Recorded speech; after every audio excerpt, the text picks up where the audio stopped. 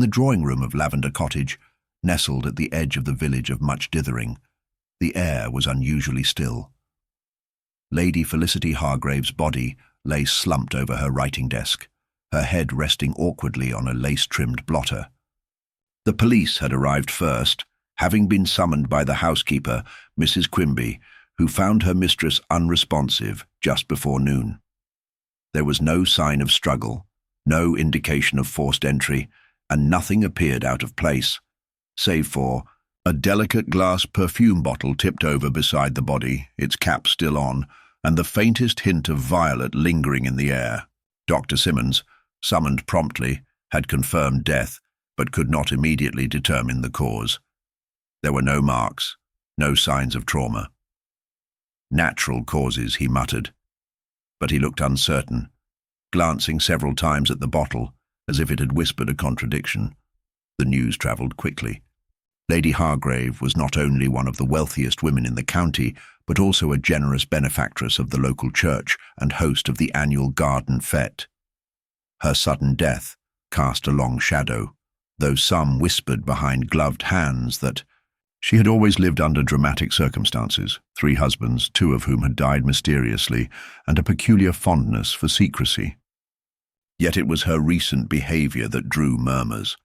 A letter to her solicitor had mentioned putting things in order, and she had recently cancelled her usual social engagements, citing vague health complaints no one had witnessed.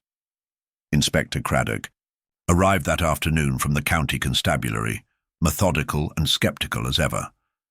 He questioned the housekeeper first, then the gardener, and finally the cook, but nothing pointed clearly to foul play. No signs of poisoning in the scullery, no tampered meals, no broken glass or scuffles. It was Craddock who summoned Miss Marple, half out of habit and half from the nagging itch that something about the perfume bottle did not sit right. Miss Marple came quietly, her knitting bag tucked under one arm, her smile gentle but alert. She stood by the body longer than anyone else had, her pale eyes scanning the desk, the open window, the chair askew by the fire. Then she picked up the perfume bottle and held it to the light. "Strange, isn't it," she said softly, "that a lady of such particular taste would leave this lying on its side, cap still secured. Lady Hargrave was always precise about her things. I remember how she used to scold the vicar's wife for not arranging the sugar spoons in symmetry." Craddock frowned. Accident, perhaps, or perhaps she had just used it. Miss Marple nodded but said nothing. She simply turned and asked to see the rest of the house. Upstairs, in Lady Hargrave's bedroom, she noticed a dressing table crowded, with cosmetics, but no sign of that particular perfume bottle among them. The air here smelled faintly of lavender and talcum, not the violets from the drawing-room. A half-empty crystal bottle stood in place, identical in shape, but missing the engraved HF initials carved at the base of the one downstairs. "Curious," she said to herself. Later that evening, Craddock returned to Miss Marple with news from the coroner. No signs of heart failure or stroke, no visible poison in the stomach. Nothing concrete yet, but preliminary tests suggested the possibility of cyanide in trace amounts. But no ingestion, mind you, he added. Not swallowed, not injected. Could be airborne, I suppose, but we've no solid evidence. Airborne, Miss Marple echoed. Through a scent, perhaps. An old trick, if I recall correctly. Rare, but not unknown. Craddock looked unconvinced. You think someone rigged the perfume? She didn't answer directly. Instead, she asked a question of her own. Tell me, Inspector, who inherits now that Lady Hargrave is gone? The solicitor provided the answer the next morning. Lady Hargrave's fortune would pass to her goddaughter Iris Denholm, a young woman in her 20s who had arrived from London just 2 days prior for a visit. She had been staying in the East Wing and had claimed to be asleep at the time of death. She was pleasant, well-mannered, and entirely unremarkable. Except, Miss Marple noted, for one telling detail. The faint bruise on her left wrist, half concealed, under the cuff of her sleeve. When asked about it, Iris had laughed. "Oh, I bruised it on the banister, clumsy as ever." But her tone was just a touch too rehearsed. Craddock remained cautious. "No clear motive," he said. "No prior arguments, no sign of conflict, and she's barely been here long enough to plan anything." Miss Marple only smiled. Young women are not always what they seem, especially when surrounded by old money and older secrets. The following day, Mrs. Quimby mentioned something peculiar. She had seen Iris enter Lady Hargrave's room the night before the death, late, well after midnight. She said she was just checking on her, the housekeeper said. "But she stayed only a minute or two. Came down the stairs in her stockings, quiet as a mouse." Craddock perked up. "What would she want at that hour?" "Perhaps nothing," Miss Marple said. "But perhaps she replaced something, like a bottle maybe." At Miss Marple's request, Craddock had the bottle sent for testing.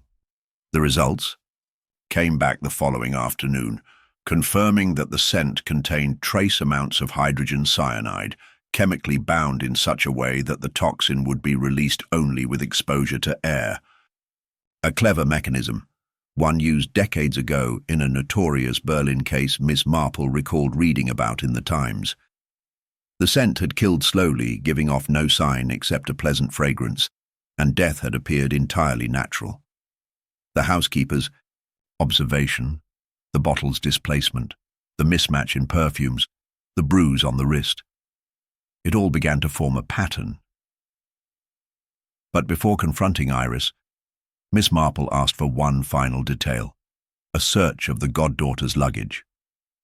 And there, folded neatly in a side pocket of her cosmetic case, was an empty bottle matching the design on Lady Hargrave's dressing table. Only this one bore faint fingerprints not belonging to the deceased. When confronted, Iris tried to deny it, but her composure cracked under the weight of the evidence. She confessed, tearfully, desperately, the inheritance, the debts in London, the promise of a future that had always felt just out of reach. She had planned it to look like a natural death, had read about the chemical method in an old book on espionage. She hadn't expected the village to be quite so nosy. She certainly hadn't expected Miss Marple. As Iris was taken away, Craddock looked at Miss Marple with a mix of admiration and exhaustion.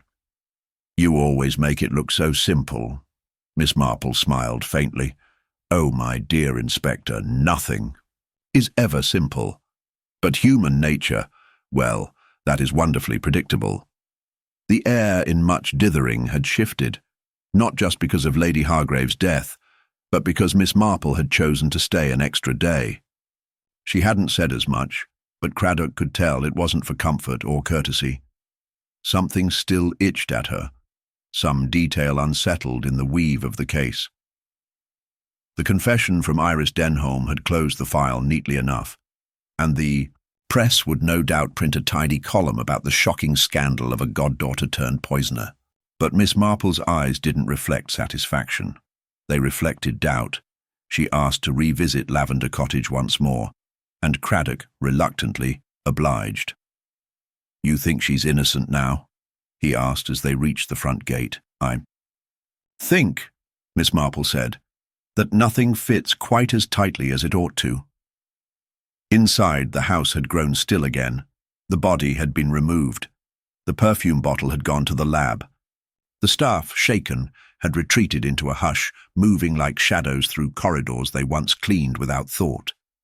Miss Marple began in the drawing room again. The blotter was clean now. The scent of violets had faded. Still, she walked the room slowly, her fingertips lightly brushing the edge of the desk, the curve of the armchair, the window latch. She paused before the open window and turned to Craddock. "Tell me, did anyone question whether the window had been opened before?" "The body was found." Craddock frowned.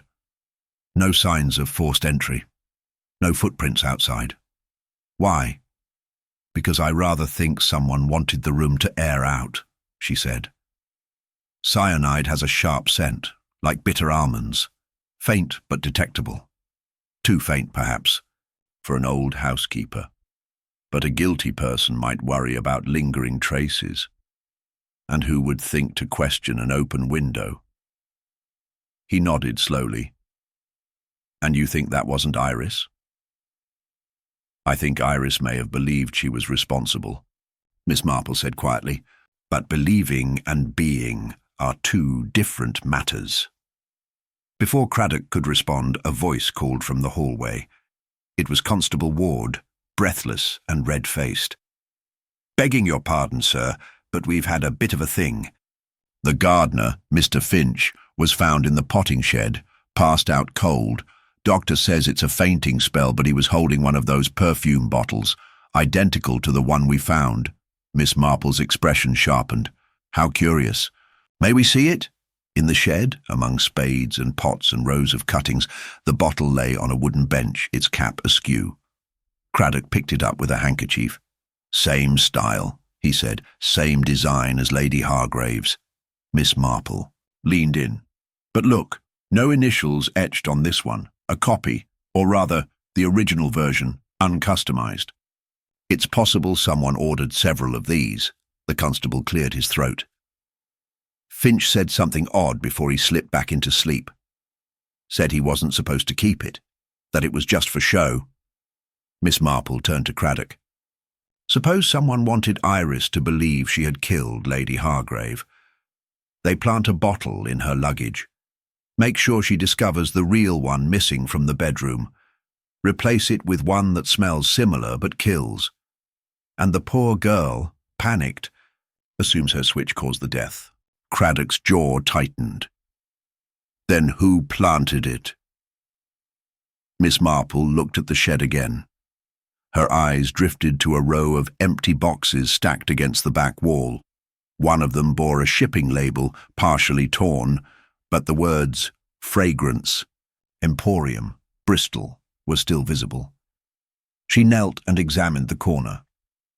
"Would you be kind enough," she asked, "to check if this shop received a bulk order of glass perfume bottles in the last month, particularly from a local buyer?" Took only a few hours. Craddock returned in the late afternoon with confirmation. A Mr. Dennis Greely. Said it was for his cousin's wedding gift business. Paid in cash, no cousin. "Dennis Greely," Miss Marple repeated thoughtfully. "The solicitor's clerk, the one who helped prepare Lady Hargrave's recent documents. He was here the morning after her death, wasn't he?"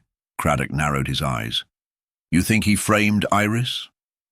"I think he may have had access to Lady Hargrave's documents, including any revised wills or codicils. If, say, she had decided not to leave everything to Iris after all." Craddock turned on his heel.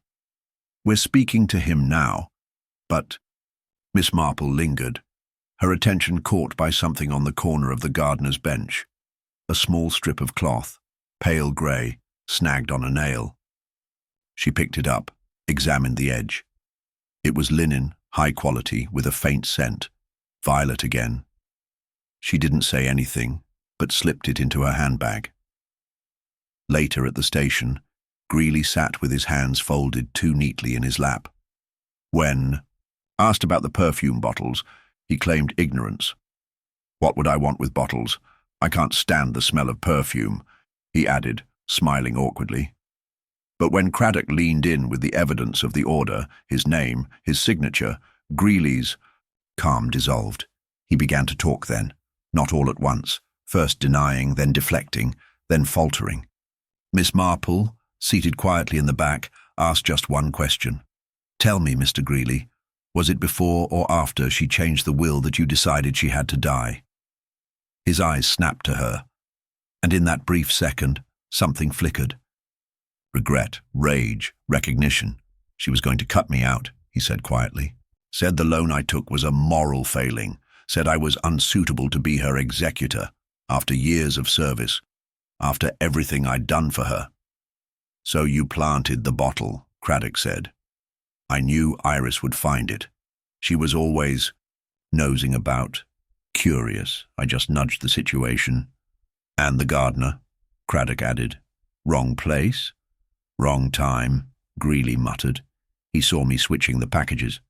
I told him it was part of a surprise for the fate. Miss Marple sighed, her knitting needles clicking softly in her lap. Such cruelty, Mr. Greely, to ruin a young woman's life just to divert attention from your own guilt, as he was. Led away, Craddock glanced at Miss Marple. You saw it in the perfume? In the perfume, in the window, in the bruise on Iris's wrist, but most of all in the reaction that didn't quite fit. Iris was terrified, but not calculating. Greely, on the other hand, was too smooth, and no man ever orders violet perfume. Bottles, unless he means mischief. The mystery, it seemed, was only beginning to unfold. Craddock's initial satisfaction at Greely's confession was short-lived. Back in the quiet of his office, he reviewed the notes and timeline again. Something still didn't sit comfortably. The motive, yes. The opportunity, perhaps. But the execution? That's where doubt lingered. Greely had access to the perfume bottles, and he clearly resented Lady Hargrave's change in the will, but his answers during questioning had gaps. He claimed Iris discovered the bottle in her own room, but she had told them she'd found it missing from the bedroom before noticing anything strange in her luggage. And then there was the strip of linen Miss Marple had found, too fine for a gardener's uniform, too scented for a man who couldn't stand perfume. Craddock had seen Miss Marple slip it away, and now he knew why. There was more to be uncovered. The next morning, Miss Marple requested that all members of the household be questioned again, this time with her quietly present. Craddock, sceptical but trusting her instinct, agreed. One by one, the housekeeper, the gardener, the cook, the maid, and even the vicar's wife, who had visited the day before the death, were invited back into the sitting room. Mrs. Quimby, the housekeeper, arrived first. A tall, severe woman with sharp features and tightly pinned grey hair, she spoke in crisp sentences, barely veiling her resentment toward the scrutiny. I ran this house properly for 20 years. Lady Hargrave never had a complaint, Miss Marple asked gently. Did Lady Hargrave mention any particular concerns recently? Any visitors she didn't expect? Mrs. Quimby hesitated. She did receive a letter last week. Looked surprised when she opened it. Went straight to the fire with it. Burned it without saying a word. Did you recognize the handwriting? No. But she clutched it quite hard. Her knuckles turned white. Miss Marple glanced at Craddock, then thanked her. No more questions for now. But something in Mrs. Quimby's delivery felt polished, too neat, as though rehearsed. Next came Clara, the maid, barely 19 and visibly nervous. Her hands trembled as she smoothed her apron, and her eyes darted frequently toward the door. You mentioned you dusted the drawing room that morning, Craddock asked. Yes, sir. Right before breakfast. Everything looked normal. The bottle was on the side table, not tipped over. Was the window open? No, sir. I'm sure of it. I remember because I thought the room smelled stuffy. I even thought of cracking it open, but didn't. Miss Marple leaned forward just slightly. And you never moved the perfume bottle? No. Miss, I was told not to touch her personal things, especially that bottle. She was very particular about it. Craddock made a note. And who gave that instruction? The maid blinked. Mrs. Quimby, sir. Said it wasn't our place to move what wasn't meant to be cleaned. Miss Marple nodded almost absently, but her mind sharpened on the detail. The cook, Mrs. Hardacre, followed. She seemed disinterested in the affair altogether. Never liked the woman, truth be told, she muttered. But I kept my mouth shut, did my job. She was always private, but lately, strange. Kept her bedroom locked some nights. And the other morning she told me not to bake with almonds. Said the smell gave her a headache.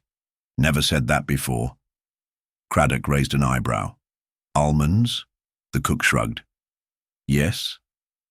Said she hated the scent. Odd that. Miss Marple whispered softly, because almond is the scent most closely, linked with cyanide. The gardener, Mr. Finch, returned reluctantly. Pale and hunched, he looked as though sleep had evaded him for several nights. I didn't know what the bottle was. Just thought it was one of those glass things she liked. Greely gave it to me, told me to hide it until the fete, said it was a surprise. I didn't ask questions. Wasn't my place. Miss Marple tilted her head. Did he seem nervous when he gave it to you? He always looked nervous, jumpy little man. And you didn't find it odd that he'd ask you, of all people? Finch hesitated. Well, he said the less people who knew, the better. That made sense to me at the time. As he left, Miss Marple sat still, weaving the threads silently. Then came Mrs. Mayhew, the vicar's wife. Dressed modestly and beaming her usual benevolence, she entered as though attending a parish tea. Oh, dreadful business, she sighed, clutching her gloves. Lady Hargrave was always so gracious, though I must admit, she seemed a bit unsettled the last time I saw her. Kept glancing over her shoulder, asking odd questions. What sort of questions? Craddock asked. About sin, forgiveness, and about inheritance, oddly enough. Said she feared she'd made a mistake. Miss Marple leaned in. Did she? Say why? Mrs. Mayhew lowered her voice.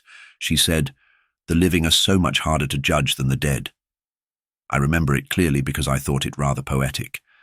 Craddock let her go shortly after, but Miss Marple didn't move. She sat quietly, reflecting. You see it now, she said after a long silence. Craddock folded his arms. There's more than one layer. She was frightened, Miss Marple said. Someone knew she was changing her will again. Greely may have feared losing control, but he wasn't alone in his concern. That letter the housekeeper burned. It unnerved her. And Clara was too nervous for someone only dusting. But it's Mrs. Quimby I find most interesting. Craddock nodded slowly. She had authority, she controlled the house, and she had access to Lady Hargrave's daily routine, her scent, preferences, even who touched her things and who didn't. She could have planted the bottle and ensured the room was aired out. But perhaps more importantly, she knew of the original perfume bottle, the one with the initials. Miss Marple stood. We must find out who delivered that letter, and we must learn why Lady Hargrave was locking her room. That's where the next truth lies. The storm wasn't over. It had only just begun. The clouds had thickened above much Dithering by the time Miss Marple returned to her guest room at the vicarage. The late afternoon light had turned grey, and rain tapped faintly on the windows. She sat in the wing-back, chair beside the fireplace, untouched knitting in her lap, her thoughts unwinding faster than any ball of yarn. The case had shifted again. No longer a simple question of guilt, but a deeper tangle of collusion and buried tensions. Greely's confession had been too quick, Iris's panic too convenient, and now Mrs. Quimby's control over the household's inner workings cast her in a light no one had wanted to consider. That evening, Inspector Craddock arrived with fresh information. A local postboy had been traced. He had delivered the mysterious letter to Lady Hargrave's door 3 days before her death. The letter had come in a plain envelope with no return address, left at the village post office by an unknown woman, veiled and soft-spoken. The postmaster hadn't recognized her, but he recalled that she paid with exact change and kept her head down. No fingerprints had been found on the envelope, which had burned cleanly, but Miss Marple already suspected its contents had ignited more than just flames. She asked Craddock to gather the household again, this time for an informal conversation. Not an interrogation, but something closer to a village gathering, as if the case were no longer under official scrutiny. Mrs. Quimby arrived first, stiffer than ever, clearly resentful of the repeated attention. Finch lingered at the back of the room, head low. Clara, the maid, sat near the door with her hands knotted together, while Mrs. Hardacre planted herself beside the tea trolley, arms folded. The vicar's wife came again as well, offering little more than mild concern and an offer to bring sandwiches. But Miss Marple wasn't watching for words. She was watching the pauses between them. She spoke gently, almost conversationally. "It's often in these quiet country houses, you know, where the worst tempers brew. Not in the grand gestures, but in the little slights. A missed compliment, a denied favour, a hidden resentment." Mrs. Quimby sniffed. "Respect is earned, Miss Marple, not gifted." "Quite so," Miss Marple nodded. "And Lady Hargrave was not always kind, was she?" The room was silent. Clara's eyes flicked upward for a moment, then dropped. Finch shifted his weight. Miss Marple continued. "I once knew a lady in St. Mary Mead who changed her will 3 times in 1 month. Each time she removed someone who had disappointed her. It made quite the scandal, especially once it became clear how many people stood to gain or lose, depending on her mood." Craddock took over then, turning to Clara. "You said you found the perfume bottle missing from Lady Hargrave's room. But did you ever see anyone enter or leave the room at odd hours?" Clara hesitated. I didn't think it mattered. But yes, one night about a week ago I saw Mrs. Quimby come out of her room with a small box. She was in her nightgown. It struck me as strange." Mrs. Quimby's expression didn't change. "Nonsense. I was retrieving some documents for the lady's signature. She often asked me to keep things locked away. Personal matters." Miss Marple's tone remained light. "You were very loyal, I imagine." "She trusted me more than anyone," Mrs. Quimby said firmly. "I kept her secrets. I protected her from parasites like that Greely fellow, and even from that girl Iris, always snooping about." The word parasites rang out more sharply than intended. Miss Marple caught the flash in Finch's eye and filed it silently. "And yet," she said, "she planned to dismiss you. It was in her latest codicil. She had arranged a comfortable pension, but was set on having a live-in companion from London. She told the vicar's wife over tea." Mrs. Quimby's eyes narrowed just briefly. "If she did, it was a mistake." "She did," Mrs. Mayhew added from her corner. "She told me the house had grown oppressive." There was a beat of stillness. Miss Marple allowed it to settle. Finch cleared his throat then. "She wasn't cruel, but she didn't forgive. I borrowed money years ago. She said I was dishonest, held it against me ever since. I knew she'd never recommend me for another estate. I'd be stuck here until I died." "So, you were angry," Craddock said. "No, not angry, just stuck." Mrs. Hardacre scoffed.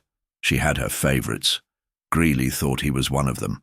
But truth is, none of us really knew what she thought. She had secrets piled on secrets." Miss Marple stood and poured herself a small cup of tea. She stirred it thoughtfully before speaking. "There are 4 people here who had reason to want her gone.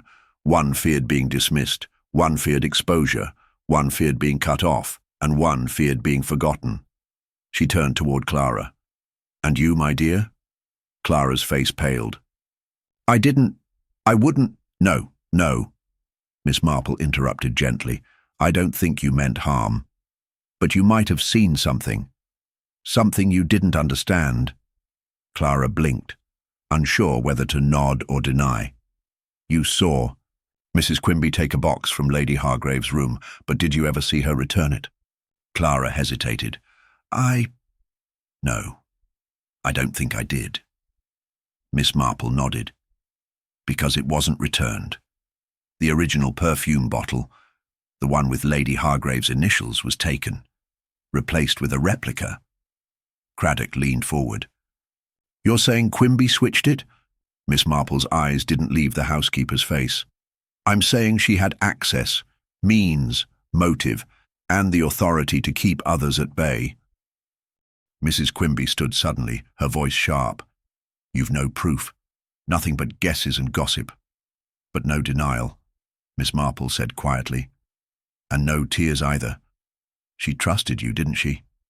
Mrs. Quimby's jaw tightened. "She trusted too many." The room fell silent again. Outside, the rain had thickened to a steady rhythm. Inside, something colder settled in its place.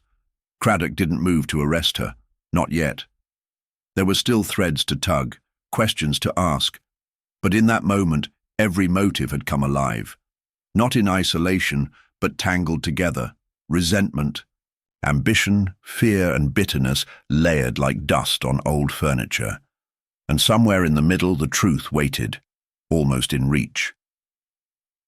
The following morning, Inspector Craddock entered the vicarage with the air of a man prepared to close a chapter. In his hand was a report from the forensics team in Bristol. The duplicate perfume bottle found in the potting shed, the one Greely had admitted to ordering, contained a chemical compound nearly identical to the residue found in Lady Hargrave's bloodstream. The mechanism of delivery, airborne cyanide vapor released when the bottle was uncapped, matched the cause of death. The timing lined up. The confession was on record. Craddock's team had even found receipts at Greely's flat, showing purchases of chemical components that could be used in the scent's lethal formulation. It all pointed in one direction. Craddock relayed the news with a sense of finality. "We'll be charging Greely with murder. I've sent the paperwork through. He'll be transferred to the county jail by noon." Miss Marple, seated in the small parlour with her knitting untouched and her teacup full, didn't respond right away. She watched him as though he'd set a glass dome over a clock and declared time solved. "It does all seem to fit," she said quietly. "Not perfectly," Craddock admitted, "but well enough to convince a jury." "And yet," she said, "I wonder why Greely never attempted to destroy the bottle. He had days before the discovery. Why keep something so incriminating within reach?" Craddock exhaled. "Because he didn't think anyone would find it." "Perhaps," she murmured. "Or perhaps he didn't know it was still there." Craddock looked at her sharply, but she only smiled faintly and began folding her shawl. "I wonder if I might speak with Clara again."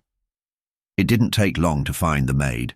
She was scrubbing the foyer tiles at Lavender Cottage, her sleeves wet to the elbows.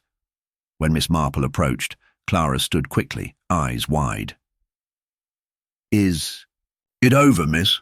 They say it's over." "They say so," Miss Marple replied, "but I'd like to understand something better. Do you recall the morning after Lady Hargrave died? Did you tidy the dressing table?" Clara hesitated. "No, miss. Mrs. Quimby told me not to. Said the inspector would want everything left just as it was." "And that's unusual?" Clara nodded. "Normally she's very strict about cleaning. Everything must be in its place." Miss Marple tilted her head. "But that morning she changed her routine." Clara bit her lip. "Yes, miss." Returning to the cottage's study, Miss Marple paced the room slowly, eyes narrowing at the furniture arrangement, the layers of dust on some shelves, the strangely polished state of others. Something had been moved, then wiped carefully.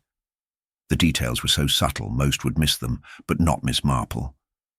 She stepped behind the curtain near the window, stooped, and pried open the small trunk that stood beside the writing desk. Inside were bundles of papers, bundled lace doilies, and at the bottom, wrapped in a faded monogrammed scarf, a second glass bottle, this one bearing Lady Hargrave's initials. The real perfume. She held it to the light. The liquid inside was lighter in colour than the replica, less dense, less glossy. It was the genuine scent Lady Hargrave favoured, untampered, untouched. Craddock, summoned moments later, stared in stunned silence. "So the bottle in her bedroom wasn't the one that killed her," he said at last. "No," Miss Marple said, "and Greely's so-called weapon wasn't used at all. But the toxicology shows cyanide exposure, yes. But there are other methods. You must consider the almond scent the cook mentioned. Lady Hargrave refused anything containing, and that fear suggests she had already sensed something." Craddock frowned. "But if not the perfume, then how?" "Let's think," Miss Marple said. The bottle was found beside her, but Clara never saw it there that morning. It had been placed after the fact, to frame someone. But the poison had already done its work. I believe it was administered. by something else, something she touched. Craddock's brow furrowed. Something like what? Miss Marple looked around the room again. Then she crossed to the writing desk. She was found slumped here, and yet the blotter was unmarked. No spilled ink, no papers disturbed. Craddock moved beside her. She didn't cry out, didn't struggle. She was doing something mundane, something repetitive, something habitual. Craddock's gaze dropped to the drawer handle. He opened it, revealing neatly arranged stationery, envelopes, and a single brass fountain pen.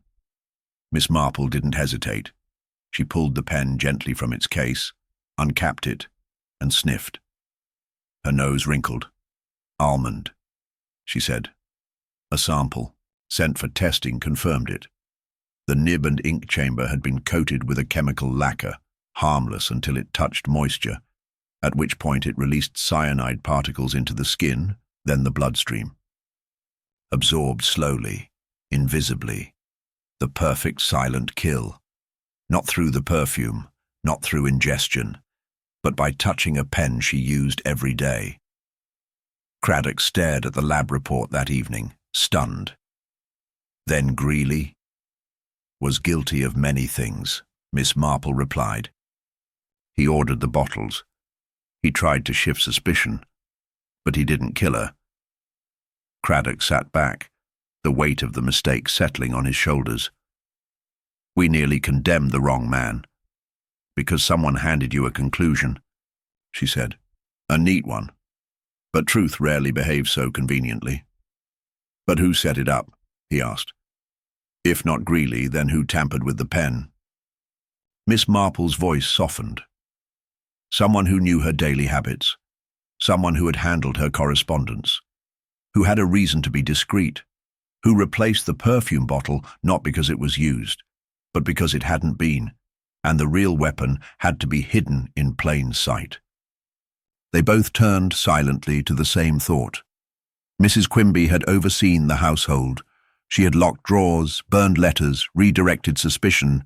She had motive, the looming dismissal. She had opportunity, the unrestricted access. And she had cover, the housekeeper who had served the lady faithfully for 20 years, faithfully until faith turned to fury, but she hadn't been caught yet. Not truly, because someone had lit a torch in the wrong direction, and the shadow behind them remained still, watching, waiting, and perhaps preparing for another strike. The weight of the false conclusion still lingered as Miss Marple walked the quiet garden paths of Lavender Cottage the next morning, her pace unhurried, her thoughts spiraling deeper. Craddock had agreed to halt proceedings against Greely while they re-evaluated the case. The discovery of the poisoned fountain pen shifted everything, yet the picture remained incomplete. Someone had gone to great lengths to frame another, orchestrating a death so subtle it almost passed as natural, and then weaving a separate narrative to mislead even the most careful investigator. But that kind of precision, Miss Marple knew, doesn't appear overnight. It comes from somewhere. A pattern, a precedent, perhaps even a habit.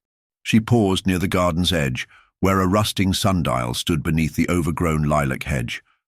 Beyond it, the path curved toward the potting shed.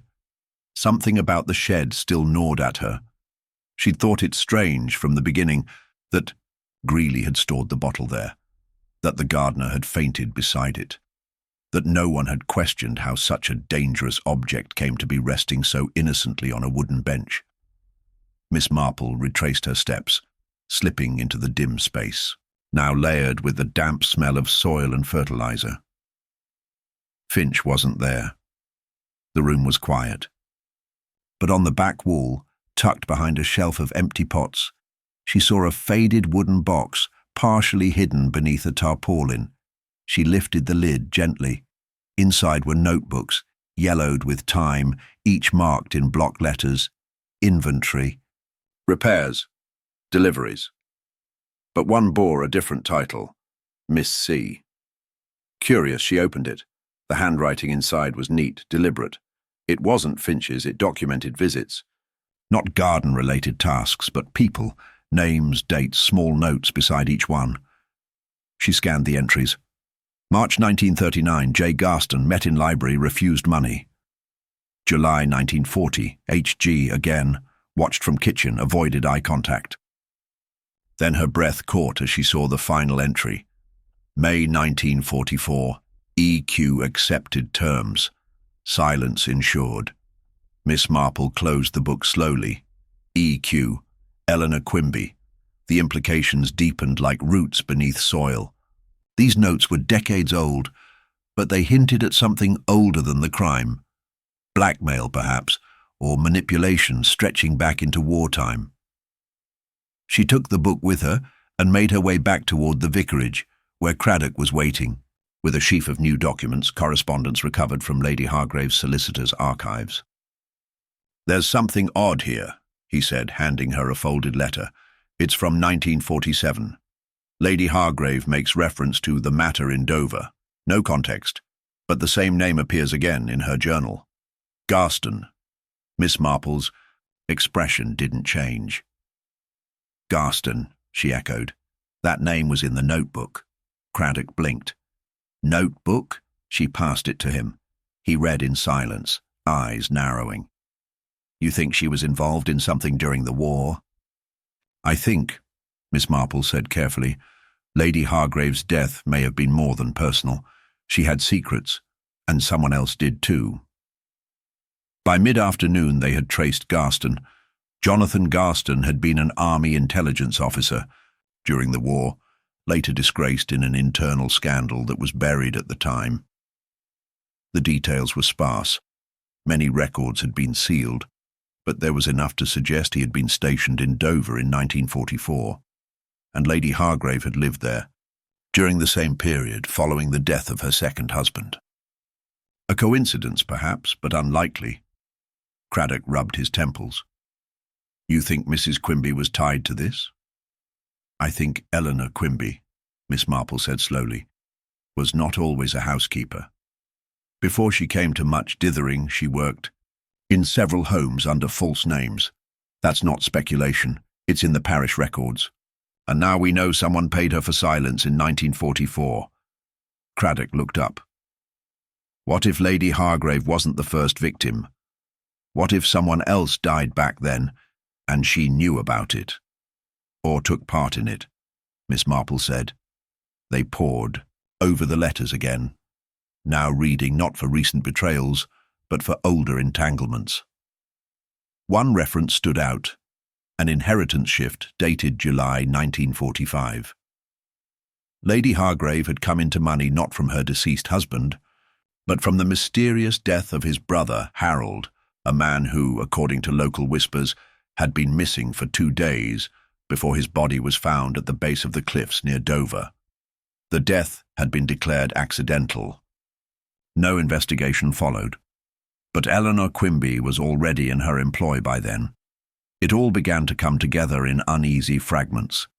Lady Hargrave had been part of something long buried, perhaps a cover-up, perhaps a crime. Garston had resurfaced. Briefly, only to be pushed away again. Quimby had been paid off. And now, decades later, as Lady Hargrave considered revealing it all, or perhaps rewriting her will to reflect past wrongs, someone had decided the risk was too great. But there was more. Miss Marple returned again to Clara. The girl had said something. Earlier, that now took on a new meaning. She told me not to bake with almonds, Clara had said. Miss Marple asked her again about that moment. It was just a few days before she died, Clara recalled. She was upset, said the scent gave her a headache. She'd never said that before. Did she receive a letter that day? Clara nodded. Yes, delivered in person by a young boy from the post office. Miss Marple met Craddock's eyes. That letter was a reminder. A warning, Craddock said.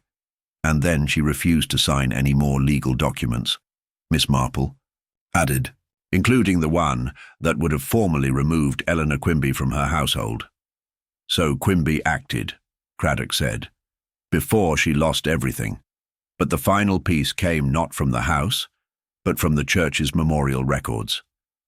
That evening, Miss Marple paid a quiet visit to the vicar, who pulled a dusty ledger from the vestry shelf.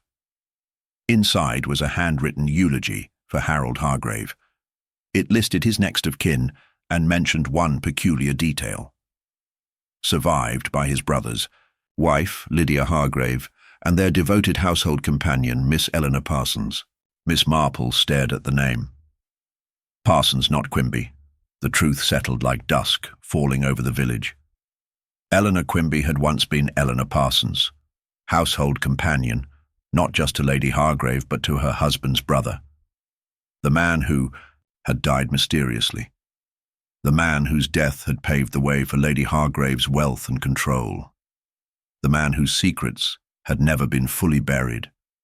Now, after decades of silence, guilt and fear had collided, and the crime that appeared born of jealousy or ambition was, in fact, the echo of a much older sin. Miss Marple stood beneath the church's iron gate as evening bells rang, already sensing that the final act was approaching. The past had begun to speak, and it was far from done. The evening drew in close and heavy, pressing against the windows of the vicarage with the hush of impending revelation.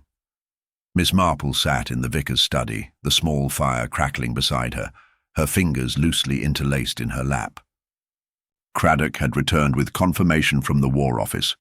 Records showed that Eleanor Parsons had left domestic service abruptly in 1945 under unclear circumstances, and her name had not appeared again until 5 years later, when she surfaced in Much Dithering as Eleanor Quimby. The timing aligned too neatly with Lady Hargrave's sudden acquisition of wealth and the silent disappearance of any mention of Harold Hargrave's mysterious fall. But Craddock still needed something more, something solid, admissible, and undeniable. And Miss Marple knew they wouldn't get it through routine questioning. She requested a final gathering at Lavender Cottage. Not formal, not under the weight of authority, but informal, social, almost quaint. Just a visit, she told Craddock, to say goodbye. It was not a lie, not quite. What she intended, however, was far from farewell. They invited Clara, Finch, and Mrs. Hardacre under the guise of Miss Marple's departure tea. Mrs. Quimby, surprised by the invitation, attended out of cautious obligation. Miss Marple made tea herself, insisting it be done properly, and set the table with fresh scones and raspberry jam. She kept the atmosphere light, offering compliments, sharing harmless anecdotes from her time in St. Mary Mead, and gradually drawing everyone into the comfort of habit. It was then, in the soft lull between conversation and distraction, that she introduced the test. "I always found it curious," she said, stirring her tea gently, "how certain smells carry memories. Don't you find that true? A scent can bring back a moment, a place, a person long gone. In fact, I've recently come across something quite special. One of Lady Hargrave's earliest perfumes, the one she favoured in Dover before she ever moved here. Violet and bergamot, quite rare." She reached into her handbag and produced a small glass bottle, identical in shape to the others, but filled not with poison nor her usual cologne, but with distilled lavender water mixed with a harmless floral oil. She set it down in the centre of the table. "I wonder if any of you remember it." There was a moment of collective stillness, then subtle reactions. Clara blinked in confusion. Mrs. Hardacre leaned slightly back. Finch gave it a quick, indifferent glance. Only Mrs. Quimby reacted differently. She stiffened, her eyes narrowing, ever so slightly as they fixed on the bottle. Her hand, holding a teacup, paused mid-air. It was a blink, no more than 2 seconds, but it was enough. Miss Marple watched closely, saying nothing. Instead, she rose slowly and offered each guest a small slip of paper and a pen. "It's a little memory game," she said. "Write down what this scent reminds you of. No names, just feelings. Curiosity for the sake of it." The others chuckled or muttered, but complied. Clara wrote quickly. Finch scrawled something illegible. Mrs. Hardacre gave a short response and returned to her biscuit. But Mrs. Quimby hesitated. She held the pen lightly, then too tightly, and after a long moment scribbled something down. Miss Marple collected the papers herself, offering no comment, simply tucking them into her pocket. The words weren't important. The behaviour was. Later that evening, after the others had gone, she read the slips. Clara's read Spring Gardens. Finch's was too smudged to decipher. Mrs. Hardacre had written Sunday School Flowers. Mrs. Quimby's, in clipped and elegant handwriting, said simply, Bitterness. Craddock leaned over her shoulder. She recognized it. But that wasn't the real perfume? No, Miss Marple said. It was something neutral. But the mention of Dover and the visual suggestion of that bottle triggered something in her. Recognition, yes, but also guilt. Craddock nodded slowly. So what now? Miss Marple looked out the window where dusk had fully taken hold, the cottage now draped in quiet shadow. Now we speak to Finch. They found him in the shed, wiping tools with mechanical care. When they approached, he looked tired, but no longer wary. Miss Marple asked gently, You've been here a long time, haven't you, Mr. Finch? Since before the war, he muttered. Left once, came back. You saw a great deal, I imagine, she said. And you kept your head down, that's why you're still here. He didn't answer, but the pause was telling. She stepped closer. Eleanor Parsons, you knew her before she was Mrs. Quimby, didn't you? His hand froze. The cloth dropped. She told me to forget, he said hoarsely. Said the past was dead. But it wasn't, Miss Marple said softly. And Lady Hargrave knew it too. That's why she was afraid. That's why she refused to sign any more documents. Finch exhaled, slow and heavy.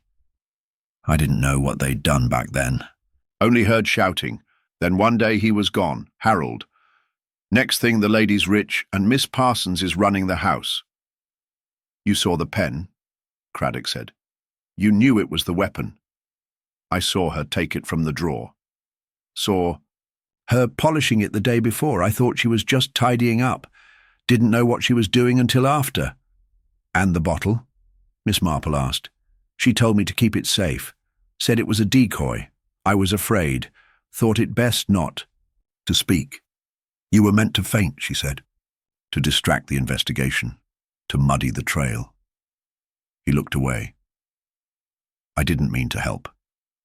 I just didn't want to be part of it. Miss Marple reached for his arm gently. But silence always becomes complicity. That night, Craddock returned to Lavender Cottage with a warrant. Mrs. Quimby did not resist. She sat composed, hands folded, eyes calm, and only one sentence passed her lips. She brought it on herself. The room fell silent. She was going to expose everything, all of it, after so long. It wasn't just her ruin, it was mine too. Craddock took her statement. Miss Marple said nothing more. She didn't need to. In the end, it wasn't fingerprints or forensics that cracked the case. It was a single glance, a brief hesitation, and the weight of a memory carefully pried loose by a clever trick and a quiet bottle of lavender. The past had its way of surfacing, not loudly, not all at once, but in gentle, inescapable waves. It rained through the night after Mrs. Quimby's quiet arrest, a slow, steady downpour that soaked the village lanes and washed dust from old roofs, but did nothing to rinse away the unease that settled like mist over much Dithering. Though the confession seemed to tie the case neatly, both Craddock and Miss Marple knew better than to accept closure at face value. Too many pieces remained fragile. Finch's hesitance, the absence of the original will, the anonymous letter delivered days before the murder. They had threads, yes, but not the full weave. And worse, someone else knew it. The morning brought a complication. Miss Marple arrived at the station with a calm expression but a note of urgency in her voice.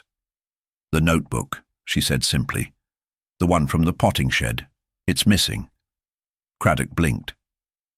Finch's records. I placed it in the vicar's safe myself after our last meeting. This morning the safe was unlocked. The notebook is gone. Craddock straightened. Only a handful of people even knew we had it. Miss Marple met his gaze steadily. Which narrows the suspect pool, but makes it all the more dangerous. Finch was brought in immediately, but he seemed genuinely shaken. I didn't tell anyone, I swear. I thought it'd be safer there. You didn't go near the vicarage? No, sir. Haven't left the estate since yesterday. Miss Marple believed him. His fear was real, not the fear of guilt, but of consequences too large to hold. Craddock ordered a full review of visitors to the vicarage, but no sign of forced entry, no fingerprints, no trail. Whoever had taken the notebook had been careful, too careful, but Miss Marple's concern was not the loss of the object itself, it was what it represented. That notebook connected Eleanor Quimby not only to Lady Hargrave, but to Garston, to Harold's death, and to others who had never been named. Its disappearance meant someone else was watching, someone who understood that history was a threat. Craddock checked with the Hargrave solicitor later that afternoon. He returned grim-faced. The codicil, the one Lady Hargrave intended to sign to cut Quimby out, it's gone too, removed from the solicitor's files. She had requested revisions, but the draft has vanished. No digital copies, only one hard draft, and it's missing. Miss Marple sat quietly, her brow furrowed. Someone is trying to erase the past entirely, not just silence the guilty, but make sure the truth cannot outlive them. Craddock swore under his breath. The notebook, the will, what's next? As if in answer, a boy from the post office arrived at the station with a note. No envelope, no name. Just folded parchment with 2 sentences written in sharp, slanted ink. She was not alone. The dead do not speak, but I can. Meet me at the south gate before sunset. No signature, no clues, but it was addressed simply, "For the one who sees through silence." Miss Marple read it and set it down without a word. "I'll go," she said. Craddock frowned. "Absolutely not. I've walked into darker shadows, Inspector. I'll not go alone, but this person may speak only once." They arranged to wait in the trees behind the cemetery, watching the south gate. The drizzle had thinned to mist. By the time a figure appeared, a young woman in a dark overcoat, hood pulled low. Miss Marple stepped forward slowly, with Finch at a safe distance behind her. The woman didn't speak at first. She reached into her coat and withdrew an envelope, handing it to Miss Marple with trembling fingers. "I shouldn't be here," she whispered. "I wasn't supposed to come back." "What is this?" Miss Marple asked gently. "My mother worked here. She was Eleanor Parsons' sister. When I was a girl, I saw them, Eleanor and Lady Hargrave. They thought I was asleep. They talked about a man who had to fall. I didn't understand then." "And the notebook?" Miss Marple asked. The woman shook her head. "Burned. Not by me. I came to warn you. I followed someone last night. I didn't know they'd seen me too." Craddock emerged then, calm but firm. "Who?" The woman hesitated. "Someone with keys. To the vicarage. To the cottage. I think it was someone from the village committee." They returned to the station under deepening cloud. The envelope she'd delivered contained fragments, bits of the missing codicil. Torn, partially charred, but enough to read. "Should anything happen to me, Eleanor Quimby is to be removed from my estate affairs and replaced." It wasn't a legal will, but it was enough to point back toward motive. Finch returned to his quarters that evening and found the door ajar. Nothing was stolen, nothing broken, but on his pillow lay a single sheet of paper, no threats, no demands, only 4 words: "Let sleeping dogs lie." Miss Marple received no such warning, but she didn't need one. She already knew. Someone had buried too much in this village, someone older, quieter, unnoticed in the swirl of daily life. Someone who had lived beside Lady Hargrave, worked beside her, smiled at her in the market, and watched her die with relief. It was no longer just about Eleanor Quimby. It was about what she knew, and who she knew it for. The truth wasn't slipping through their fingers. It was being dragged deliberately into the dark, and time was running out to stop it. The rain had eased by morning, but the air carried a dense, expectant stillness, as though the village itself had paused to listen. Craddock arrived at the vicarage just after sunrise, his expression drawn tight. Miss Marple was already at the table, pouring tea with steady hands, but even she seemed subdued. The warning left for Finch, the stolen documents, the meeting at the South Gate. None of it had rattled her composure, yet something in her eyes suggested a growing certainty that they were not at the end, but very much in the middle of something carefully orchestrated. Craddock placed a note in front of her. One of the parish volunteers went missing last night, Mary Blackwood, never returned home. Her mother raised the alarm this morning. Miss Marple paused, spoon held mid-air. Mary, the one who tends the church archives? Yes. Helps the vicar maintain the old records. She was in the vestry late preparing documents for the Jubilee Board. She would have had access, Miss Marple murmured, to old property transfers, service records, burial entries, and any trace of Harold Hargrave, Craddock said grimly, or Eleanor Parsons before she became Quimby. A thin sense of dread prickled the edge of every thought now. Whoever was behind this had no intention of letting the past be excavated fully. Mary's disappearance wasn't random. It was a message, more direct than the first, more desperate. Miss Marple asked to visit the vestry herself. When they arrived, the vicar was already there, his hands shaking slightly as he unlocked the door. "Nothing seems out of place," he said softly. "But her bag's still here. She never took it inside." Miss Marple moved slowly through the small, musty room. Papers were stacked neatly on the central table, but she could see where one pile had been abruptly disturbed. Half-sorted pamphlets, parish records, a ledger of burial plot maintenance.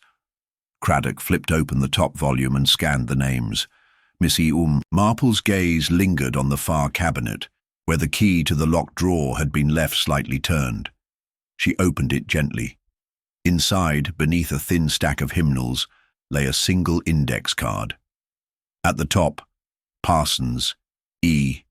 See relocation. Record, March 1946. She held it up. Mary found this. She must have known it was significant. Craddock took it, his jaw tight. And someone knew she had it. They traced the path of her evening as far as they could. A churchgoer had seen her leaving the chapel shortly after 7 p.m. A neighbour reported seeing her in the lane just past. Dusk. But then, nothing. No screams, no signs of struggle, only silence, and then absence. Finch, when questioned, swore he hadn't seen her. Clara said she hadn't left her room. The others gave vague alibis, and Craddock found himself chasing echoes. By mid-afternoon, the village began to buzz. Whispers travelled faster than evidence. Another woman gone. A different kind of fear took hold, one not rooted in old scandals, but in the present threat.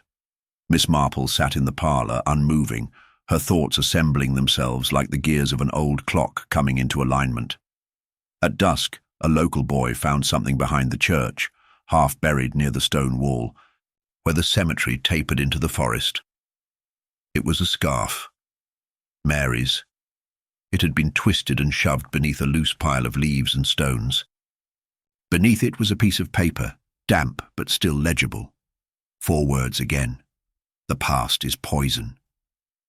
Craddock stared at it for a long time. This wasn't meant for Mary. It was meant for us. Miss Marple nodded, her voice barely above a whisper. And whoever wrote it has grown reckless.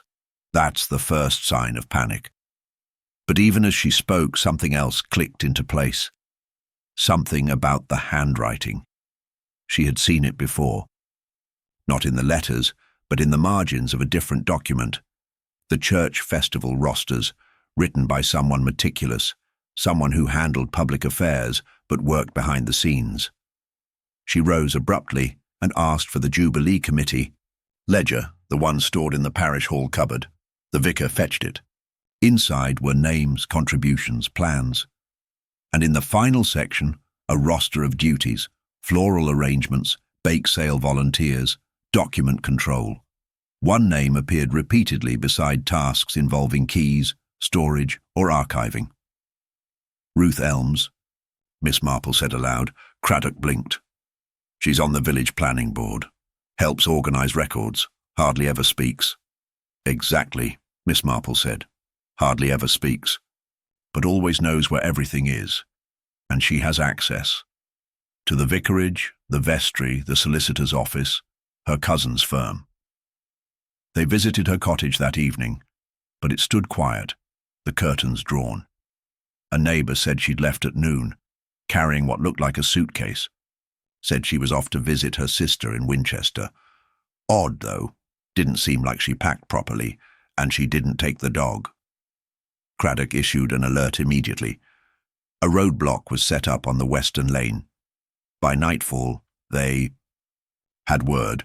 A woman matching Ruth Elms's description had boarded a train alone at a nearby station, heading toward London. No ticket booked. No trace of her since. In her cottage, they found meticulous records, parish newsletters, church financials, Jubilee meeting notes. But behind a false panel in her pantry, they uncovered more. Carbon copies of letters, all unsigned, dating back decades. Correspondence between Eleanor Quimby and R.E., discussing payments, warnings, old names. One note stood out.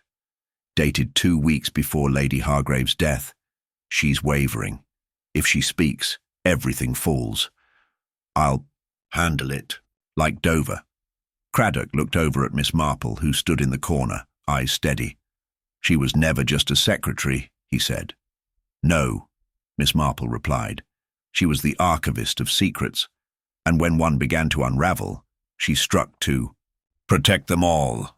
But Mary, Craddock said, why her? She found too much, Miss Marple said. And Ruth Elms didn't just want to silence the past. She wanted to erase the people who could bring it back. Outside, the church bell rang once, loud, hollow, echoing. And though they had uncovered the architect of concealment, one question remained suspended like mist in the evening air. Where was Mary Blackwood? And would they find her before silence became permanent? Night deepened over much dithering, but no one slept. The constables moved in tight, silent groups along the churchyard's perimeter, combing through brambles and crumbling stone walls in search of Mary Blackwood. Craddock, hollow-eyed and tense, moved between teams with clipped urgency.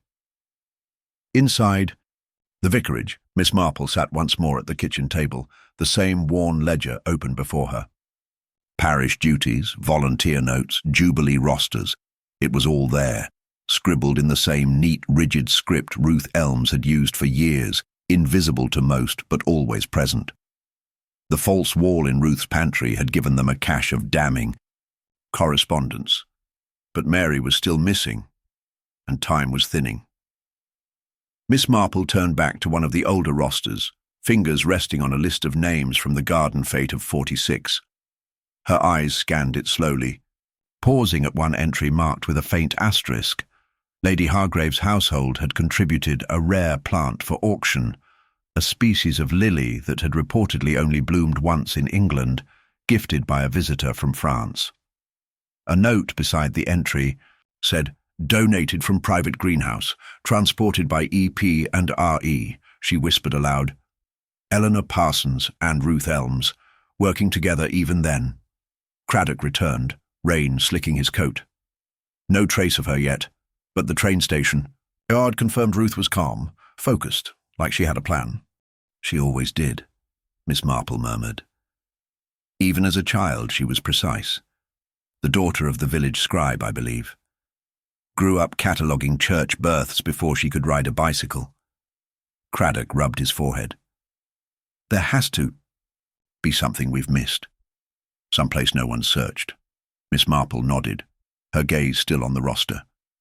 She catalogued everything, including where things were hidden, and she kept it all in these margins. See here, this symbol, it's used 3 times. Once next to a storage bin for the fate donations, once beside a side gate key, and once here, behind the chapel pulpit, spare hymnals, older liturgical. Books, iron fittings, not in current use. Craddock leaned in. You think she's there? I think Ruth Elms was obsessed with preserving order. Secrets didn't just need to be silenced. They had to be stored, documented, hidden away, with labels and cross-references. That pulpit alcove wasn't forgotten. It was selected. Quiet, rarely checked, connected to the church's original foundation. They moved quickly, not waiting for backup. The chapel was dark, the single lantern swinging gently in Craddock's grip as they stepped inside. The alcove behind the pulpit was cramped and cold, covered with an aged velvet curtain and framed by 2 hymn boards that hadn't changed in years. Craddock ran his hand along the wood until he found the small brass latch. The door groaned open. Inside, amid dust and old book boxes, sat Mary Blackwood, alive but gagged, her wrists bound loosely with cotton twine. Her eyes widened at the light.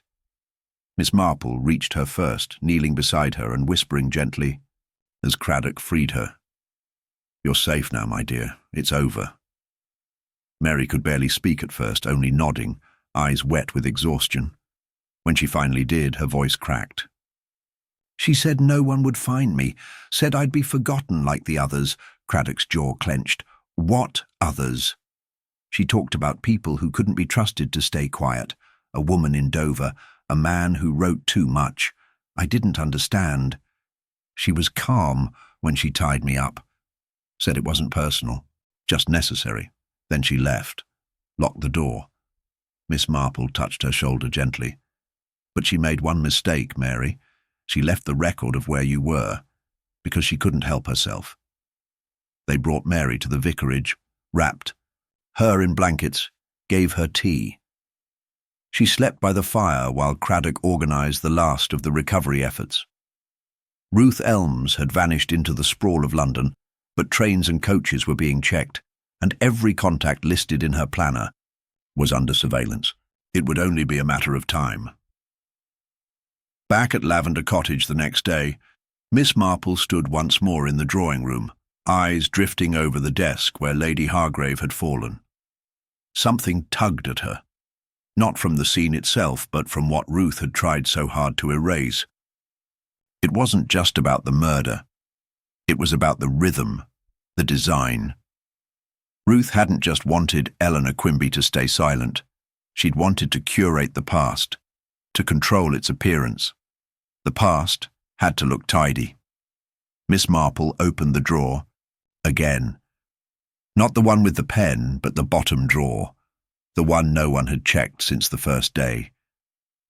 Inside were dusty envelopes, receipts, and a thin notebook with a leather strap. She opened it. It was Lady Hargrave's personal record, not a diary, but her household decisions, notes on visitors, entries about her plants, staff wages, and at the bottom of a page from 4 months ago, one line. Eleanor asked for transfer of funds again. Denied. Still concerned, she and Ruth conspire about Dover. Miss Marple read it twice. Then her lips thinned. She knew, she whispered. Craddock, standing behind her, nodded slowly. She wasn't just afraid of Eleanor's presence. She was trying to sever the connection between them. And Ruth panicked. But more than that, Miss Marple said, she was preparing to expose them both. This entry, it's from February. The codicil was started in March. And that's when everything accelerated. Craddock looked at the page. It was all here.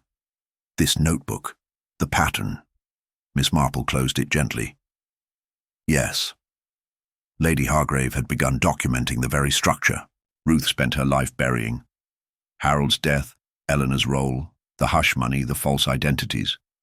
And she wrote it all down, because she no longer trusted memory. "Or people," Craddock said. Miss Marple turned to the window, watching the grey morning mist settle over the hedgerows. "It was never just about greed, Inspector. Ruth Elms didn't kill for money. She killed for the illusion of order, of perfect control over the past. And when someone threatened that illusion, she cut them from the story." Craddock said nothing, only nodded. Miss Marple added softly, "But stories always have margins, and that's where the truth survives." It was just after noon when the message came through from Scotland Yard.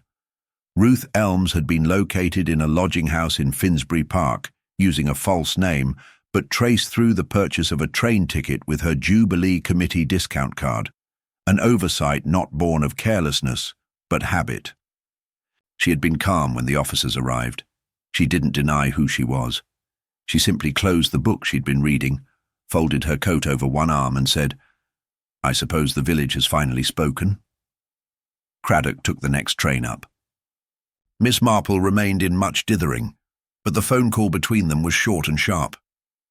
"She's ready to talk," Craddock said, "but it's not what we thought." Ruth was brought back under escort, not in handcuffs but under silent watch, and questioned in a back room of the station where no press or villagers could hear. Miss Marple joined them late that evening. She brought no notes, no questions, just sat across from Ruth, folding her hands gently in her lap, and waited. Ruth didn't look like a murderer. Her grey skirt was pressed, her blouse buttoned neatly. There was no malice in her eyes, only the kind of stillness that came from being exhausted by secrets. Craddock leaned forward. "We know about the letters, the Dover connection, the fake name. We've pieced together most of the facts. What we don't understand, still, is why. Why now? Why kill Lady Hargrave after all these years?" Ruth looked at him with a flicker of something unreadable, contempt perhaps, or sadness. But her voice, when she spoke, was steady. "Because she forgot," she said. Miss Marple raised an eyebrow. "Forgot what?"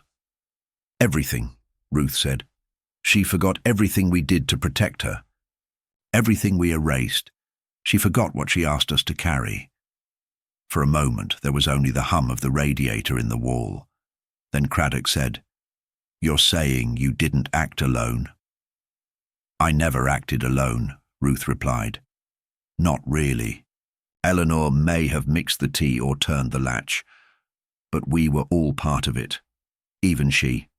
Especially her." "You're referring to Harold Hargrave," Miss Marple said quietly. "Yes," Ruth said, her voice flat. "He was going to expose her. He had letters, documents. He'd threatened to ruin her. They argued and then he fell. But it wasn't quick. He was alive when she came back down the cliff path. I watched her from the garden slope. She stood there while he called out. Then she turned and walked away. And later, she told us to clean it all up. Eleanor paid off the coroner's clerk. I buried the letters. We never spoke of it again." "But you knew," Miss Marple said. "I knew," Ruth nodded, "and we did it for her, because we believed in her. She said she'd rebuild the family name, restore the house, preserve the dignity of the Hargrave line. She made us feel important, useful, loyal." "And then?" Craddock prompted. "Then she grew old," Ruth said softly, "and she began to unravel." Miss Marple leaned forward. "You feared she would confess." "No," Ruth said. "I feared she would lie." The room held its breath. "She started rewriting the past," Ruth continued. "Said Harold's death was an accident, that she was innocent, that Eleanor had acted alone. She was preparing to distance herself. She had begun telling people half-truths about Dover, about what she'd known. I found a note she'd left for the solicitor, saying she feared Eleanor's misguided loyalty might draw suspicion. She was planning to bury us to save herself, the very woman we'd protected for decades. Miss Marple didn't speak for a long moment. Then she said quietly, "That's why you poisoned the pen. It wasn't revenge. It was betrayal." "It was correction," Ruth replied. She had no right to change the story. We lived with that secret every day. She only remembered it when it served her. "And Mary?" Craddock asked. "She found things she wasn't meant to. I didn't plan to hurt her. I just needed time, space. But it moved faster than I thought." "You were still trying to manage the story," Miss Marple said, "even after all these years." Ruth met her gaze. "Because the story is all we have. People don't remember facts. They remember what they're told. I told this village the same story for 30 years, line by line. I wrote the bulletins, the histories, the tributes. I crafted the myth. And when that myth began to crack, I didn't know how to stop it, except the way we always had, quietly, without spectacle." There was no madness in her tone, no wild eyes, no hysteria. Just a person who had shaped her life around a lie so complete, it had become indistinguishable from truth. Miss Marple stood slowly. "You were never protecting her. You were protecting the version of her you created." Ruth looked away. "It was the better version." Craddock said nothing more. The tape recorder clicked off. Outside, the hallway had gone silent. Finch stood near the station door, watching the rain begin again. Mary sat with a constable, warm now, recovering. The notebook had been lost, the codicil burned, but the motive, that last central piece, was finally in place. It wasn't about money. Not really. Not even about reputation in the conventional sense. It was about authorship. Ruth Elms had built her life as a curator of legacy, chronicling other people's lives to preserve her own relevance. And when Lady Hargrave started rewriting her own past, Ruth had seen it as a kind of annihilation, not just of the truth, but of her purpose. Miss Marple stepped outside into the night. The air was damp again, the kind of cold that clung to bone. But she felt no chill, just the quiet echo of what Ruth had said. In the end, the most dangerous lies weren't those told to others, but the ones told to oneself. It was just after 6. The following evening, when Miss Marple asked Inspector Craddock to gather the remaining figures in the case, those still standing on the periphery of guilt, complicity, or silence. Clara, pale and fretful, but now sleeping properly again. Finch quieter than usual, with a weariness that had set into his bones. Mary recovering, her voice steadier but her eyes shadowed. And the vicar, whose hands still trembled each time he passed the pulpit where Mary had been hidden. Even Mrs. Hardacre was invited, though she protested. "I've got no business in police affairs," she muttered. But she came. The gathering took place at Lavender Cottage, not out of nostalgia but precision. It was, as Miss Marple explained, the one place where every thread converged. She had arranged the furniture back as it had been the day Lady Hargrave died. The desk, the chair, even the small ink blotter had been returned. The scent of violets had long faded, but a fresh vase of cut lavender sat nearby, not symbolic, simply calming. Craddock stood by the window, watchful but silent. Miss Marple sat, not behind the desk, but just beside it, as though attending a quiet tea. And then they brought Ruth in. She was escorted not in chains, but between two plainclothes officers, who stepped aside once she entered. She stood in the room and looked around slowly, her gaze lingering on the desk, the chair, the curtains. She said nothing. Miss Marple gestured to a seat. Ruth didn't take it. "I assume this is meant to be theatrical," she said. "No," Miss Marple replied gently.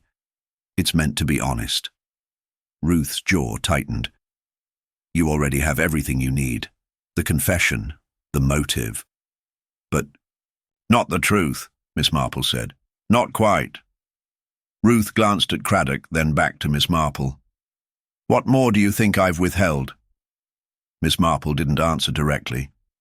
She reached into a small folder beside her chair and withdrew a single item, a copy of Lady Hargrave's personal notebook, the one recovered from the drawer. A few names were circled in red, Ruth's included. She turned it toward Ruth. You see, this notebook didn't just track household matters.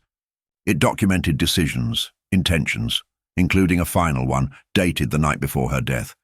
She had written a letter one last time, not to her solicitor, but to the bishop. Ruth frowned. She meant to confess everything, Miss Marple said softly.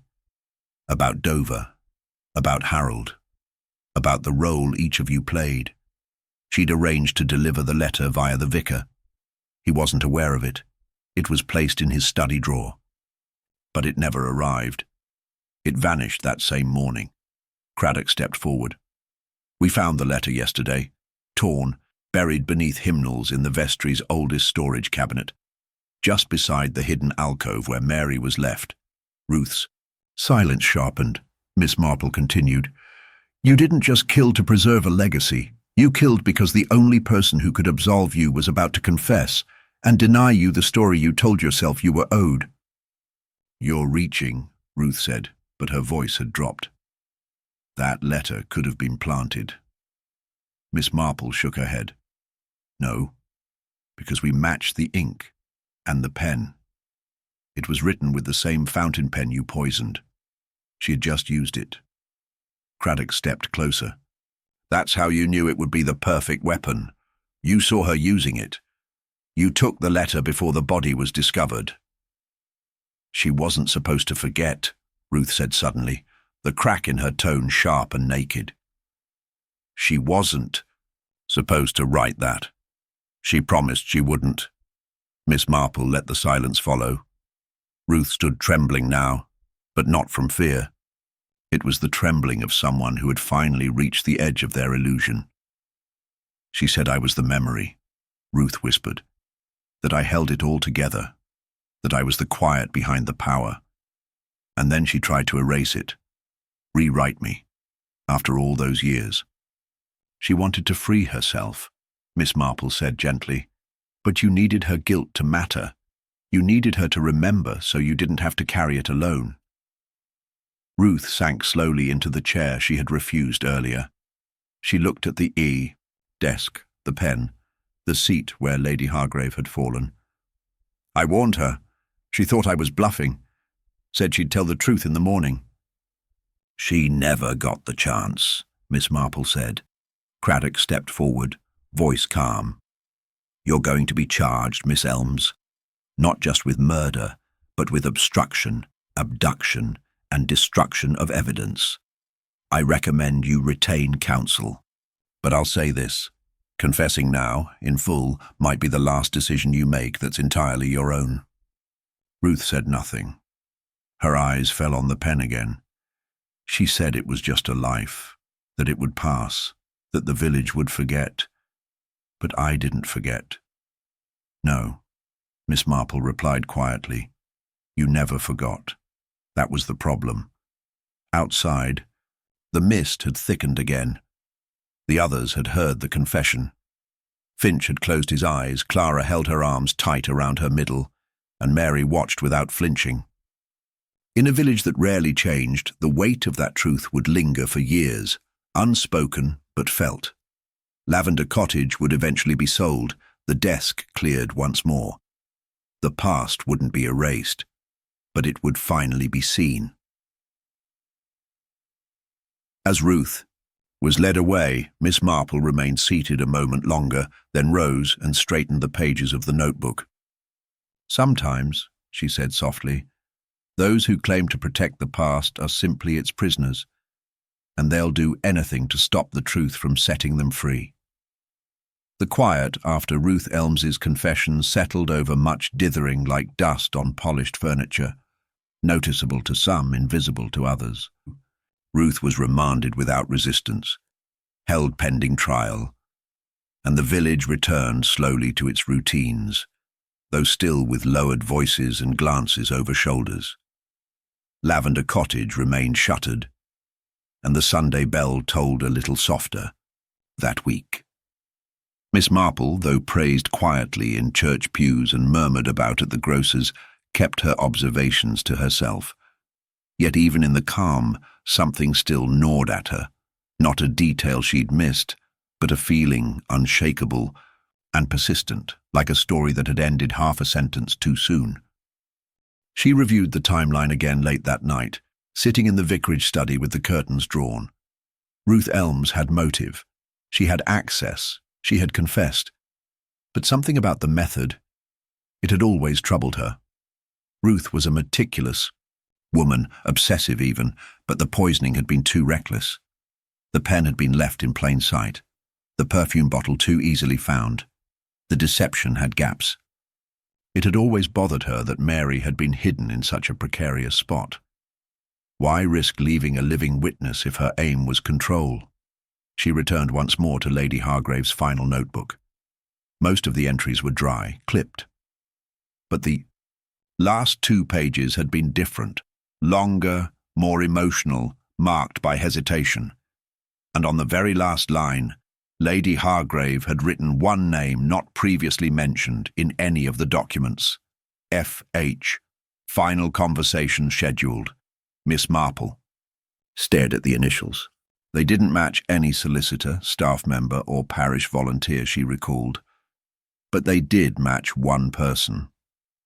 She rose early the next morning and went to the greenhouse near the Hargrave estate, a place most had forgotten even existed once, managed by a Mr. Farley Halt, the family's botanical caretaker until 3 years ago.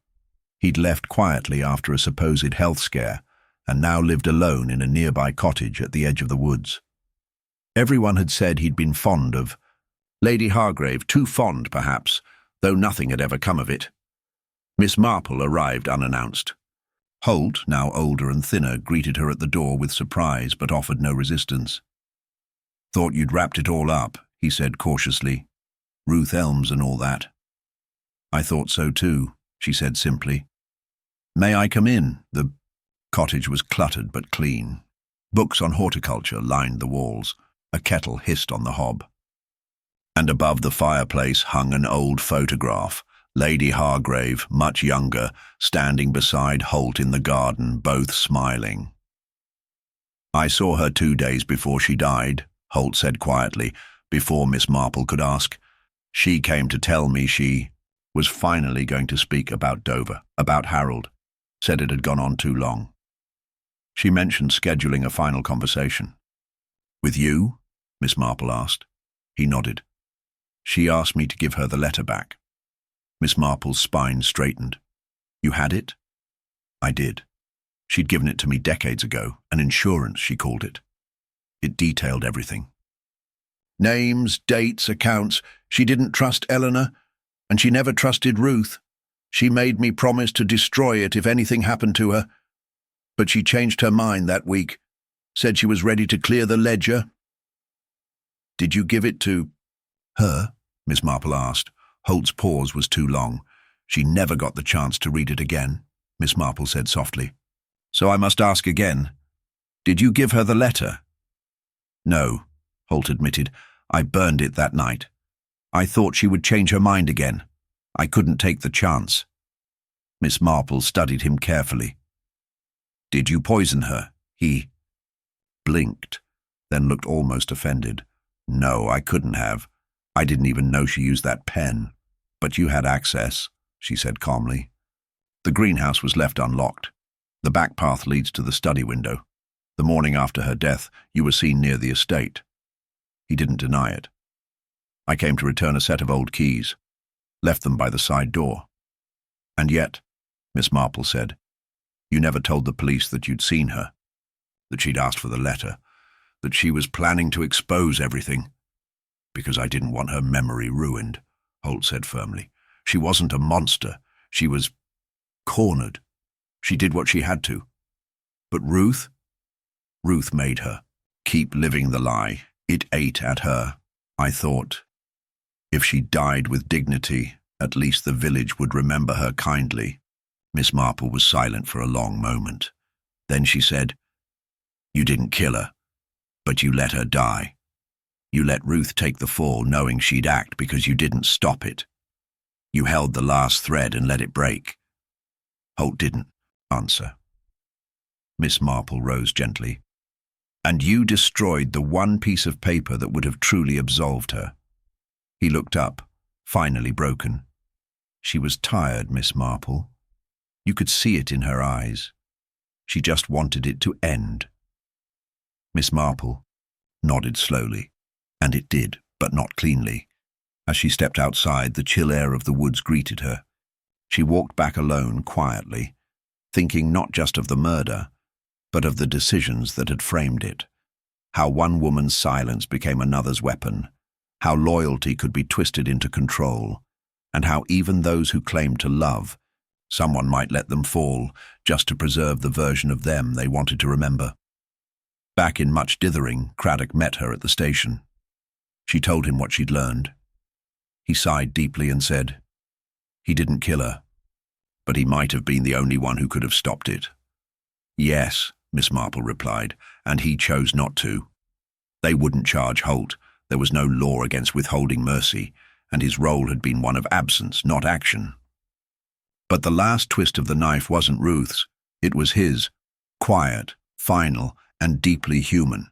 The case had its conclusion, but not its resolution. And Miss Marple, for all her careful work, knew that some truths arrived not with a bang, but a whisper, too late to save, too revealing to ignore. The final days of the Hargrave case passed not with triumph, but with a slow, quiet reckoning. Ruth Elms remained in custody, charged with murder, abduction, and obstruction. Her solicitor arrived from London with a face of polite disbelief that shifted to grim recognition when shown the full weight of the evidence.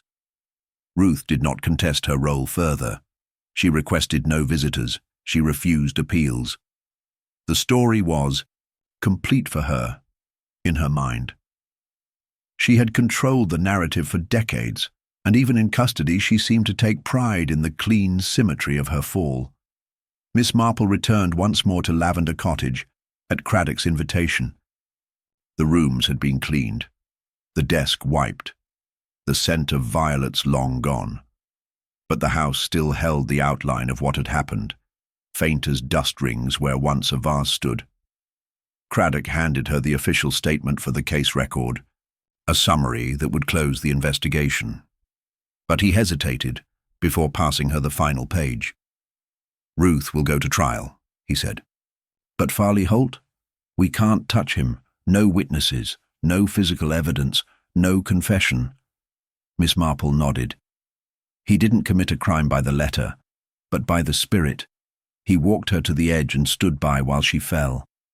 "I think," Craddock added, "he knew exactly how Ruth would react. He gave her the space to act, so he wouldn't have to." Miss Marple set the file aside. "There are many ways to kill a truth, Inspector. You can bury it, burn it, or let it rot from silence." Outside, the village was preparing for its summer fete, delayed now by 2 weeks, but still pushing forward. Miss Marple watched as volunteers set up bunting along the green, children darting past with handfuls of coloured ribbon. The vicar approached, her near the chapel gate, hands in his coat pockets, face clouded. "There's still talk, you know," he said. "Some say Ruth was scapegoated. Others say Lady Hargrave deserved what she got. Finch won't look anyone in the eye. Clara's considering leaving. The gardener barely comes into town. Even with the truth known, the wound hasn't closed." "No," Miss Marple said. "Truth rarely stitches things up neatly. It only opens what was hidden, and some people can't bear the sight of it." That evening, Craddock held a final review with his team.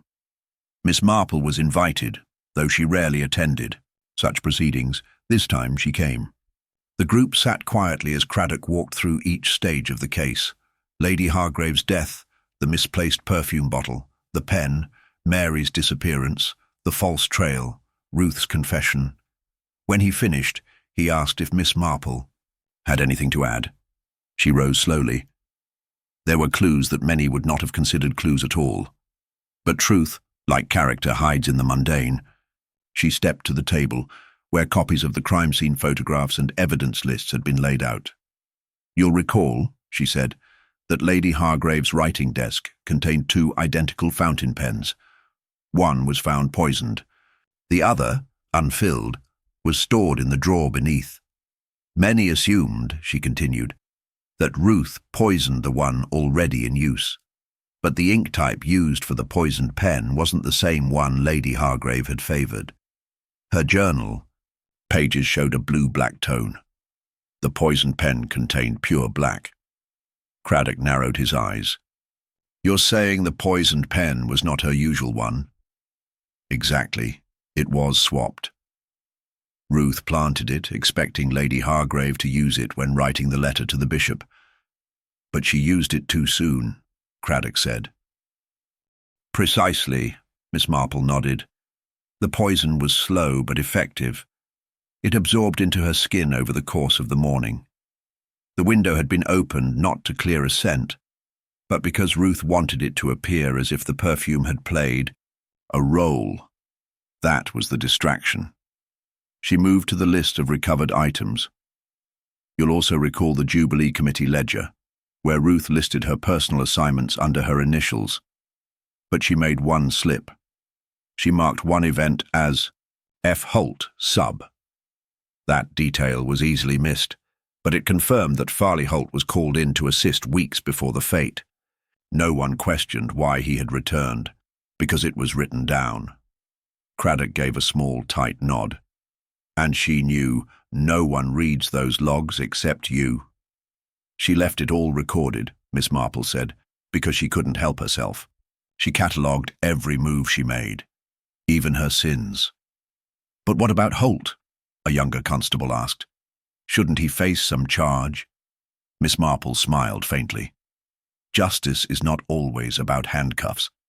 Sometimes it is about living with what one failed to do. And for a man who dedicated his life to preservation, knowing he let someone die may be punishment enough." Afterward, she walked alone past the edge of the churchyard, where the headstones leaned inward like conspirators. She paused before the oldest one, Harold Hargraves. The stone was weathered, the inscription nearly erased, just enough left to read, "May silence bring peace." There was nothing peaceful about what had followed his death. And perhaps that was the point. The fete went on 2 days later. Children played games. The bunting held. The parish raffle raised enough money to repair the church roof. Life resumed, tidied, as it always was, until the next whisper arrived, and Miss Marple, seated beside the vicar in the shade of the oak tree, sipped her tea and watched the crowd move with gentle rhythm. She was not at ease, not entirely. But there was a kind of satisfaction in knowing that the truth had been found, even if it hadn't been embraced by all. Justice had not come perfectly, but it had come, or enough of it had. And as she folded her gloves and prepared to leave, she said quietly to herself, "It is the ones who tidy history that most often soil it, and the ones who bear its mess that are closest to the truth." The fate wound down gently beneath a cloudless dusk, and the warm glow of lanterns swung from tent poles like lazy fireflies. Children laughed somewhere near the ring toss. The brass band softened into a final waltz, and the villagers of much Dithering, for the first time in weeks, moved without glancing over their shoulders. Miss Marple stood at the edge of the green, her shawl drawn neatly over her shoulders, and watched them, not just as townsfolk, but as figures in a long, unwinding story. One that might rest for a time, but never fully concluded. Craddock joined her quietly, sipping lukewarm tea from a paper cup. "I think the village is beginning to forget again," he said, not without a trace of irony. They don't forget. Miss Marple replied, eyes still on the crowd. They just soften the edges of the memory, rewrite the rougher parts to make them manageable. He nodded, then said, "We've closed the file. Ruth will plead guilty, and Halt won't speak another. Word on record. Lady Hargrave will be remembered as tragic, not monstrous. And the village, well, it survives." Miss Marple gave a small smile. It always does. They stood in companionable silence for a moment longer, before she turned to leave. Her step was measured, but light. Yet as she passed the table where raffle prizes had been collected, she paused. The ledger sat open, unattended, wind ruffling its pages. She leaned closer, perhaps from habit, perhaps from instinct. It was the entry that caught her eye. A donation made anonymously, a parcel delivered the morning after Ruth's arrest. The item listed, silver locket, engraved initials, H.H. She frowned. That locket had been declared missing decades ago after Harold Hargrave's death. It had been noted in a footnote of Lady Hargrave's original statement, referenced once by Eleanor Quimby in an offhand comment to the cook, and forgotten. Miss Marple lifted the parcel from the prize box. It had not been claimed. Inside, nestled, in tissue, was the locket, tarnished with age but unmistakable. She turned it over. The clasp had been repaired recently. Inside were two small photographs, Harold Hargrave and, unmistakably, a woman not Lady Hargrave. Younger, fair-haired, with a soft smile. It wasn't Eleanor either. She studied the face, searching her memory. There was something familiar in the shape of the eyes, the tilt of the jaw. She returned to the green, the parcel tucked discreetly in her bag, and passed by the church steps, just as Mary Blackwood was helping the vicar gather hymn books from the final tent service. The resemblance struck her then, subtle but there. Not identical, but shared. Miss Marple approached Mary with gentle steps. "My dear," she said kindly, "did you ever know your grandmother on your mother's side?" Mary blinked, startled. "Only a little. She died when I was quite young. My mother rarely spoke of her, said she had been a housemaid once, long ago, but married quietly and moved north."